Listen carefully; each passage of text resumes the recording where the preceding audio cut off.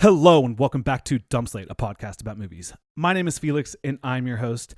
We only have 4 minutes and 20 seconds, so let's get started. Today we are covering 21, directed by Robert Luketic, who also did Legally Blonde, starring Jim Sturgess, Kevin Spacey, Kate Bosworth, and Lawrence Fishburn. Ben, played by Sturgess, is an MIT student saving up pennies for Harvard med school when he's approached by his professor, played by Spacey, urging him to join other students on his team to count cards in Vegas.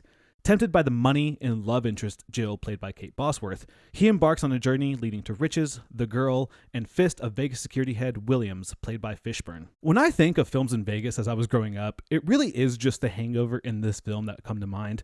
And watching it again for the first time in probably 5 or 6 years, and moving to Vegas since, it's kind of a ridiculous and hilarious film at the end of the day. The logistics are what I love most about watching Vegas films, and this one is easily the worst so far. First and foremost, which is what almost every Vegas film gets wrong, is the montage when they get to Vegas of the Strip.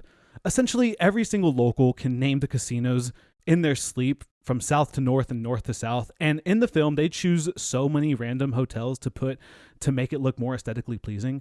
And best of all, they just end up driving to what was the Hard Rock Hotel, now the Virgin Hotel, which isn't even on the Strip, so why'd they even go on it? It's just hilarious at that point.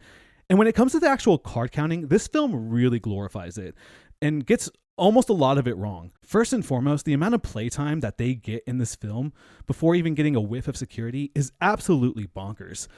The fact that Ben has this experience for what looks like weeks and almost months without any pit boss getting in heat or a back off is just really funny.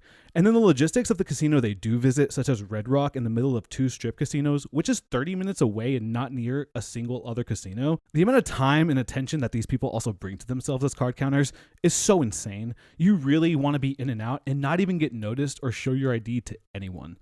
And the disguises along with these fake IDs is never going to work in Vegas. But when it comes to the cherry on top of what this movie portrays is how it's 2007 and security is treating one card counter as if it's America's Most Wanted and the only card counter in the city. And he's beating people up in the back alley, which ended in the 60s. We saw that in Casino. So I don't know why this is happening in 2007. It just makes it so much more funny. And then the fact that also it seems that security only seems to be at Planet Hollywood. If they just got heat one time from Planet Hollywood, they should have just never gone there again. Now, this film technically is based off of a true story of MIT students who took Vegas for millions in the late 70s and throughout the 80s. But nowadays, you're going to get backed off in 30 minutes, 10 minutes. Sometimes they'll even see you just raise your bet once and throw you out. So this could have been done in the time where security wasn't really able to catch these guys. But this film, for just all intents and purposes, does take place in the 2000s. Now, I know it sounds like I've really been shitting on this film the whole time, but it really is entertaining and nostalgic, and I think everyone should at least watch it once. The director, as I mentioned, is known for films such as Legally Blonde, The Ugly Truth, and Monster-in-Law. So this film isn't going to be the high-octane Vegas rush that you want.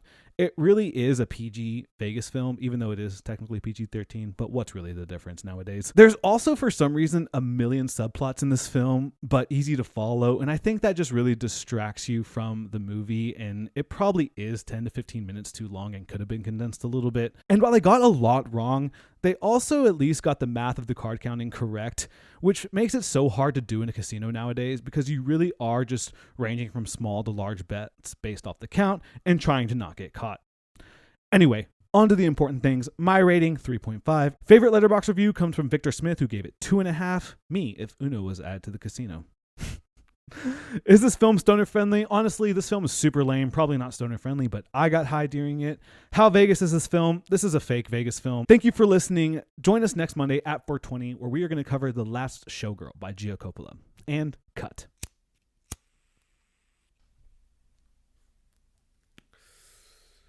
We're literally smoking and talking about movies.